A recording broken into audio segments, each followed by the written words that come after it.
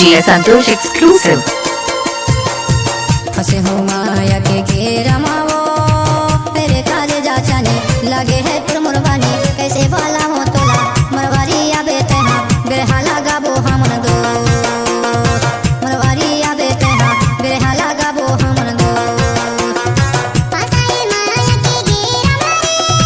हरे दीवाना राजा ले आबे बैंड बाजा आजा हो दरबार में मरवारी आओ मैं बेरहाला गाबो हमन दो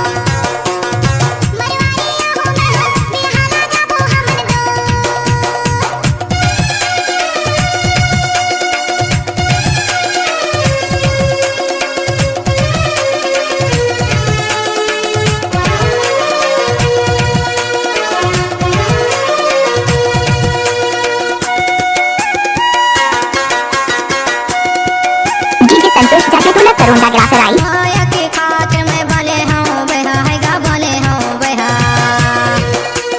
माया के खातिर में भले हूँ बेहा है गा भले हूँ बेहा संजोती आगे वो पाते रामाते हैं वो बेरे हाला गाबो हमन दो मरवारी आबे तेहा बेरे हाला गाबो हमन दो मरवारी आबे तेहा बेरे हाला गाबो हमन दो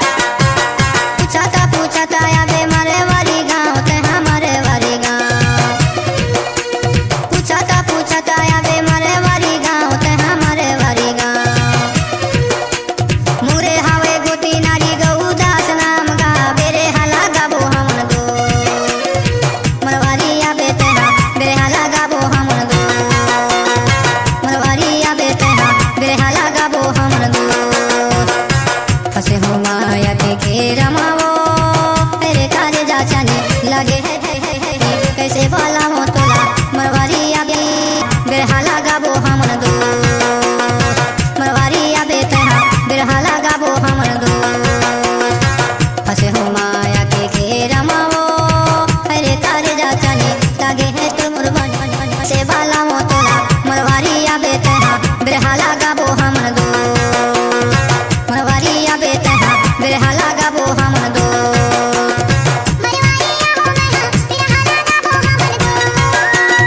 मरवारी आबे तेहा बेरहाला गाबो हमन दो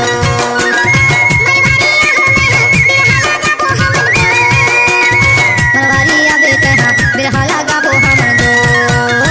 DJ Santosh exclusive.